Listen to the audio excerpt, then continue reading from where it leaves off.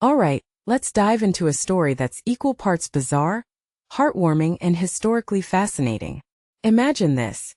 A medieval abbot's kneecap, taken by an 11-year-old boy in 1956, ends up in Australia for decades, only to be returned to Glastonbury Abbey in England 70 years later by his widow.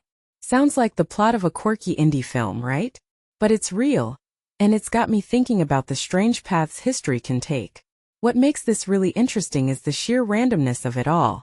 George, this 11-year-old kid, sneaks into an archaeological dig, grabs a kneecap and a medieval tile, and keeps them for the rest of his life. Personally, I think this story highlights something we often forget. History isn't just about grand events or famous figures. It's also about these small, almost accidental moments that can ripple across time. George probably didn't think much of it at the time, but his actions created a story that's now part of Glastonbury Abbey's legacy. In my opinion, the fact that George took these items as a kid adds a layer of innocence to the whole thing. It's not like he was a treasure hunter or a looter. He was just a curious kid who saw something cool and pocketed it. But here's where it gets deeper. He carried these artifacts with him across continents, displayed them in his home, and only admitted their origin to his wife later in life. What this really suggests is that even the smallest actions can carry weight we don't fully understand until much later. One thing that immediately stands out is the emotional journey of these objects.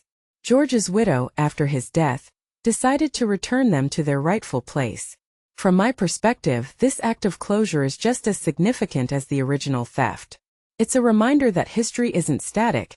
It's constantly being reshaped by the choices people make, even decades later. And the fact that George crafted a special box for the kneecap and tile? That's a detail I find fascinating.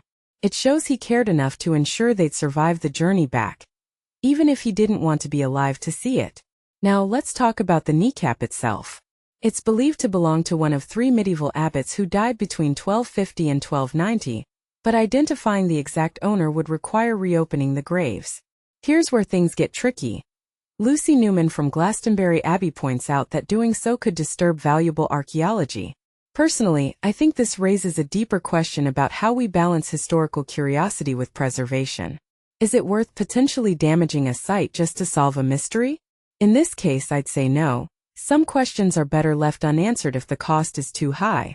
What many people don't realize is how much this story connects to broader themes of cultural heritage and repatriation.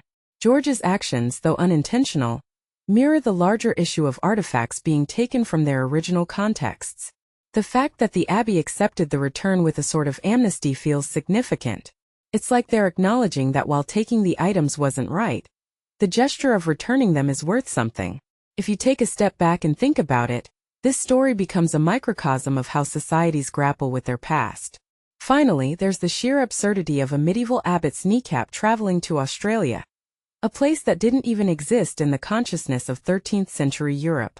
Newman's comment about the abbot being the most traveled is both funny and profound.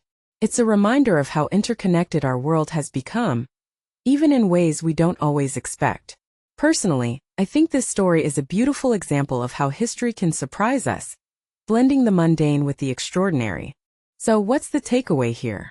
For me, it's this: history isn't just something that happens to other people or in far-off places.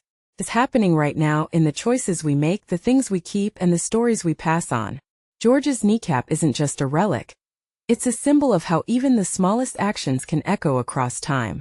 And that, my friends, is what makes this story so utterly fascinating. What do you think? Let me know in the comments below.